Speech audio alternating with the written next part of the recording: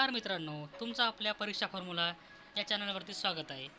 आपण आजपासून म्हणजेच डे 1 पासून आपल्या चॅनलवरती दररोज अतिशय 20 महत्त्वाचे प्रश्न घेणार आहोत. हे प्रश्न तुम्हाला आरोग्य विभागाच्या कुठल्याही एक्झामसाठी उपयुक्त असणार आहे आणि हे प्रश्न बरेचदा पेपरलासुद्धा आलेले आहे. त्यामुळे दररोज सरावाकरिता आपल्या चॅनलला सबस्क्राईब करा व बेल आयकनला दाबायला विसरू नका. चला तर मग आता सुरू करूया. आजचा आपला पहिला प्रश्न आहे मित्रांनो, प्रसूतीपश्चात कालावधीमध्ये मातेस आरोग्य सेविकेने कमीत कमी किती वेळा गृहभेट द्यावा? याचं अचूक उत्तर आहे 6 वेळा. लक्षात ठेवा मित्रांनो, हा प्रश्न परीक्षेसाठी खूप महत्त्वाचा आहे. यानंतर दुसरा प्रश्न, कुटुंब नियोजनाची कायमची पद्धत कोणती आहे? तर मित्रांनो, याचं उत्तर आहे पुरुष नसबंदी. पुरुष नसबंदी ही कुटुंब नियोजनाची कायमची पद्धत आहे आणि आपण जे प्रश्न घेत आहोत ते सर्व प्रश्न महत्त्वाचे आहे. त्यामुळे सर्वांनी लक्ष देऊन ऐका व उत्तर बघा. यानंतर आपला तिसरा प्रश्न पुढीलप्रमाणे आहे. खालीलपैकी कोणती लस राष्ट्रीय लसीकरण कार्यक्रमात दिली जात नाही? तर याचं अचूक उत्तर आहे रोटा व्हायरस. बाकी ऑप्शनमधील 1 नंबर जी आहे BCG ती सुद्धा दिली जाते, कावीळ दिली जाते आणि ट्रिपलसुद्धा दिली जाते. त्यामुळे रोटा व्हायरस ही लस राष्ट्रीय लसीकरण कार्यक्रमात दिली जात नाही. यानंतर पुढील प्रश्न, मेंदूचा हिवताप खालीलपैकी कोणत्या परजीवीमुळे होतो? तर याचं उत्तर आहे मित्रांनो प्लायमोडियम फॉल्सिफेरम. लक्षात ठेवा, उच्चारायला जर अवघड आहे पण हे तुम्हाला लक्षात ठेवणं बंधनकारक आहे, कारण परीक्षेमध्ये अशा प्रकारचे प्रश्न येतात. यानंतर खालीलपैकी कोणत्या प्रकारची कावीळ पाण्यावाटे पसरत नाही? तर ऑप्शन आहे कावीळ E, कावीळ अ, कावीळ B. कावीळलाच इंग्रजीमध्ये मित्रांनो हेपेटायटिस म्हणतात. त्यामुळे हेपेटायटिस B म्हणजे कावीळ B हे याचं अचूक उत्तर आहे. मित्रांनो, आरोग्य विभागामध्ये खूप सारे प्रश्न असतात जे आरोग्यासंबंधित असतात. त्यामुळे कोणत्याही प्रश्नांना आपल्याला कमी समजता येणार नाही. त्यामुळे सर्वांचा अभ्यास करणं आपल्याला बंधनकारकच आहे. यानंतर लेडी विथ द लॅम्प या विशेषणाने कोणाचा गौरव केला जातो? तर याचं उत्तर आहे फ्लॉरेन्स नायटिंगेल. या महिलेचा उल्लेख लेडी विथ द लॅम्प या नावाने केला जातो. यानंतर हा दिवस जागतिक हिवताप दिन म्हणून साजरा केला जातो. तर याचं उत्तर आहे 25 एप्रिल. मित्रांनो लक्ष द्या, आपल्याला आरोग्य सेवकमध्ये किंवा आरोग्याच्या इतरही एक्झाममध्ये कोणत्या ना कोणत्या दिनाबद्दल आपल्याला प्रश्न विचारतो. त्यामुळे आरोग्यासंबंधी जेवढे काही दिनविशेष आहे ते सर्व तुम्ही वाचून घ्या व त्याचा अभ्यास करा. यानंतर भारतामध्ये पोलिओचा शेवटचा रुग्ण कोणत्या राज्यामध्ये आढळला? तर याचं उत्तर आहे मित्रांनो पश्चिम बंगाल. पश्चिम बंगालमध्ये जो आहे पोलिओचा शेवटचा रुग्ण आढळला होता, तेव्हापासून कोणताही रुग्ण आढळला नाही. जागतिक आरोग्य संघटनेने भारताला कोणत्या दिवशी पोलिओ मुक्त म्हणून घोषित केले आहे? तर तो दिवस आहे मित्रांनो 27 मार्च 2014.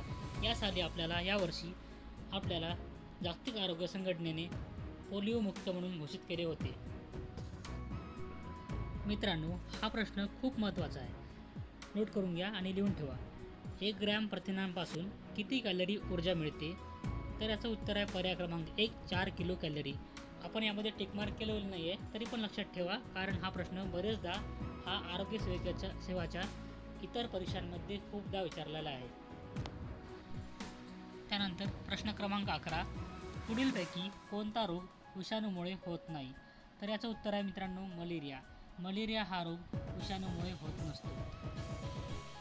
यानंतर पुढील प्रश्न, दैनंदिन आहारामध्ये साधारणपणे पुरुषाला किती कॅलरीज घेणे आवश्यक आहे?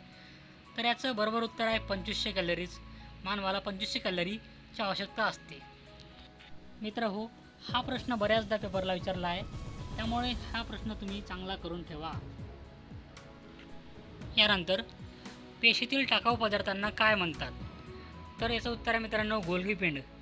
पेशीमधील जे टाकाऊ पदार्थ असतात त्यांना गोल्गी पिंड असं म्हणतात. यानंतर वैद्यकीय गर्भपात कायदा हा भारतात कोणत्या वर्षापासून लागू करण्यात आला? याचं उत्तर आहे 1971. आणि मित्रांनो, आरोग्य सेवक यांच्या पेपरामध्ये वगैरे कायद्याविषयी माहिती नक्की विचारलं जातं, त्यामुळे या प्रश्नावर तुम्ही जोर द्या. हा कायदा तुम्ही लक्षात ठेवा. हातपंपाच्या शुद्धीकरणासाठी किती ब्लिचिंग पावडर लागते? ब्लिचिंग पावडर काय असते तुम्हाला माहीत आहे? त्याचं प्रमाण असते 100 ते 400 ग्रॅम. एवढ्या प्रमाणामध्ये हातपंपाच्या शुद्धीकरणासाठी हे वापरले जातात. यानंतर स्वच्छता दिन म्हणून कोणता दिवस पाळला जातो? तर याचं अचूक उत्तर आहे मित्रांनो ऑप्शन क्रमांक 3 2 ऑक्टोंबर. आणि तुम्हाला माहीत आहे 2 ऑक्टोंबरला काय असते? 2 ऑक्टोंबरला महात्मा गांधी यांची जयंती असतात. त्या दिवसानिमित्त हा दिवस पाळला जातो. यानंतर युनिसेफचे मुख्य कार्यालय कुठे आहे? तर युनिसेफचे मुख्य कार्यालय न्यूयॉर्कमध्ये आहे. तर मित्रांनो जर कोणालाही युनिसेफचा लॉंग फॉर्म माहीत असेल तर त्यांनी आपल्या कमेंट बॉक्समध्ये नक्की लिहावा.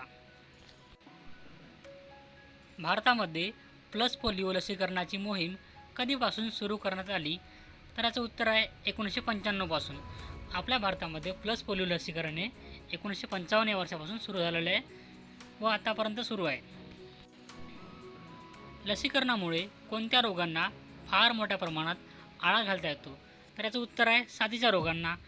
मित्रहो, आजपासून आपल्या या चॅनलवरती डेली हा व्हिडिओ अपलोड होणार आहे. तरी सर्वांनी त्यासाठी चॅनलला सबस्क्राईब करून ठेवून द्या.